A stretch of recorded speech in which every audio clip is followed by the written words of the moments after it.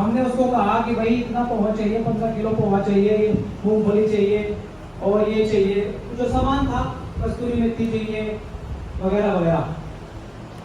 तो मगर भाई अपनी भाषा में बोल रहा हूँ कि मगर भाई इसको ऐसा करिए, ये जो है धर्म के काम में जाएगा सामान, और इसमें थोड़ा सा जो है रेट जो है जेन्युइन कर लिए, जो तेरे पे जो आ रहा होगा उसी रेट में दे दिए।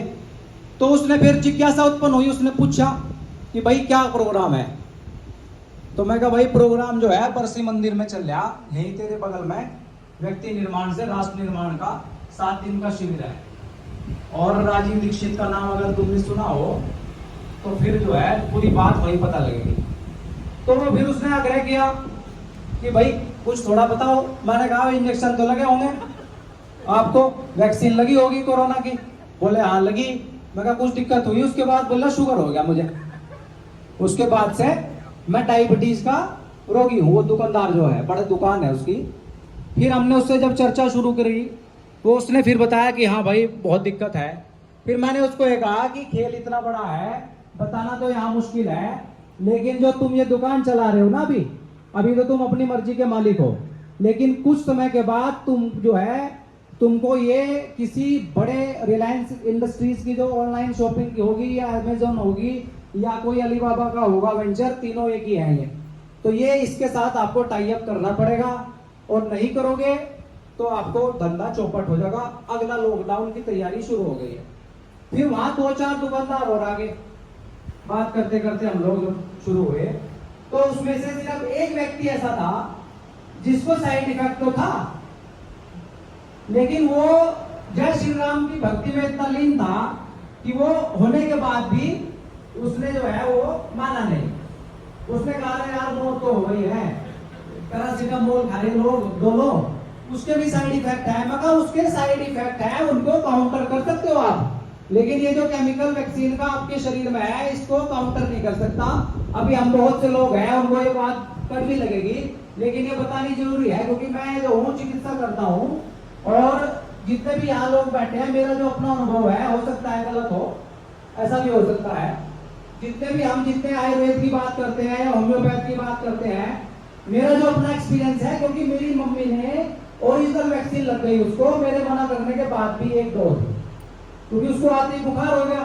तो मैं इसको वैक्सीन को हल्के में लिया पहले 2020 में, क्योंकि मुझे थोड़ा सा ज्ञान का घमंड था। मैं कुछ नहीं है इसको, क्या होम्योपैथी में एक दवा है वो आजकल उस पर भी चल रही, थूजा ऑक्सीडेंटल। तो वो किसी भी तरह की नहीं, वैक्सीन, जो वैक्सीन का अर्थ होता है यूरोप में या अमेरिका में, ठंडे देशों में वैक्सीन जो कॉन्सेप्ट है वो इसलिए लाया गया था क्योंकि वहां वायरल डिजीज होने की संभावना बहुत ज्यादा है। सूर्य का प्रकाश है नहीं, तो वायरल डिजीज वहां होती है, तो वहां जन्म से लेकर मृत्यु तक टीके लगते रहते हैं। भारत की स्थिति उससे भिन्न है, यहाँ सूर्य का प्रकाश बहुत है, तो हमें वायरल डिजीज होती नहीं। तो यहाँ हमने उनकी नकल करके ये टीकाकरण चल गया। लेकिन अब जो टीकाकरण है ये आपके वायरल डिजीज को रोकने के लिए नहीं है, ये तो ऐसा केमिकल है जिसका डिपार्टमेंट भी डॉक्टर साहब बताते हैं भारत में नहीं है। केमिकल को भारतीय वैज्ञानिक शायद जानता भी ना हो। तो मैंने उसको बात ये बताना चाह रहा हूँ कि ये केमिकल इतना खतरनाक है कि मेरी माता जी को बुखार आया, मैंने उनको थूजा दे दी थी, उस समय कुछ रिलीफ मिला, लेकिन पर 8 तारीख को जब हम यहाँ व्यवस्था बना रहे थे तो उनकी तबीयत अचानक खराब हुई, और सुबह से शाम तक ये साफ सफाई वगैरह में हम लोग लगे हुए थे। तो उनका मेरे पे फोन आया कि भाई घर से, कि भाई इनकी तबीयत ज्यादा खराब है। तो मैं पुग गया, रात को 8 बजे चला, यहाँ से घर गया, तो मैंने देखा कि उनकी जो है नाड़ी बिल्कुल चली गई है, आधा हिस्सा नीचे का ठंडा हो गया है। मायोकार्डियक जो आता है ना, हार्ट अटैक का, हार्ट आपका जो मर जाता है, यस कार्डियक अरेस्ट के लिए, तो वो उनकी स्थिति थी। अब अगर मैं इनको हॉस्पिटल, घर वालों को कुछ पता नहीं किसी को, क्योंकि उनको जानकारी है नहीं, पिताजी सो रहे मस्ती में। तो मुझे गुस्सा इतना आया, मगर यार यहाँ व्यक्ति से किसी को प्यार नहीं, पैसे से प्यार है। मैं उनको बहुत दिन से कह रहा भाई, मगा मेरे पास पैसा नहीं, क्यों मैं कमाता नहीं, मगर इनको जो है वो ले लो, डिटॉक्स करवा लो। तो 1100 रुपये उनको मैं कह रहे डिटॉक्स किट के। अब वो उसकी संगीन गंभीरता क्या है उनको मालूम नहीं है उसका। तो मैंने फिर उनको कहा भाई बड़ा दिक्कत, मुझे बहुत गुस्सा आया। भाई मैं कर सकता हूँ और स्थिति होने के बाद भी अगर नहीं कर पावे तो फिर वो राजीव दीक्षित जी वाली हालत है ना, वो उसमें आऊंगा कभी। तो फिर मैंने आयुर्वेद से कुछ करके करके वो उनकी नाड़ी जो है आ गई, उस स्थिति से वो उभर गई, अभी ठीक है। क्योंकि मैं गया भी नहीं तो फोन पे बात किया तो अभी ठीक है, काम कर रही है। लेकिन वो मैं कर सकता हूँ अगर मैं वहां मान लो 5 दिन के लिए बाहर हूं तो। अगर मैं वहां नहीं हूं और जो चीजें मुझे चाहिए, रात को 12 बजे वो स्थिति आ गई, उसको टैकल करने के लिए मुझे चाहिए, तो वो परमानेंट कोई नहीं कर सकता इसको। इतना खतरनाक केमिकल है। तो आप जो है डिटॉक्स जरूर लें। ओके। ये दूसरी बात ये थी कि आज हम सुबह दुकानदार का मंडी में गए, अखबार लिए हमने, क्योंकि वो दुकानदार क्या बोल रहा? वो दुकानदार, वो जो दुकानदार था वो तो भी बेचारा बोला कि वो मान गया। मतलब एक थोड़ा उसका भाई था, उसने वो भी बुला लिया। नहीं वो जो पोहा का सामान लेने गए थे वो तो बात पूरी होगी क्या वो? हाँ उसने मतलब, मैं उसको उदाहरण देके ये बताना चाह रहा हूँ कि वो लोग तैयार बैठे हैं मार्केट के लोगों को। स्थिति वैसी है कि उनको सच्चाई पता है कि भाई घटना, पैसे तो उसने कम किए बेचारे ने। दूसरे दुकानदार पे गए, उसके सामने उसने जो पूछा पोहा उस पर उतना नहीं था, कम था। उसने पूछा कि वहाँ, फिर उसने कहा, हमने उसको बताई वही सेम बात की भाई ऐसे ऐसे वहाँ प्रोग्राम है। उसने कहा ठीक है मैं आरती से पूछता हूँ, जितने रुपए का आ रहा होगा उतने का ही दे दूंगा। उसका भाई जो था वो बेचारा थोड़ा वो होगा, मतलब उसने विरोध भी नहीं किया, सहमति भी नहीं जताई।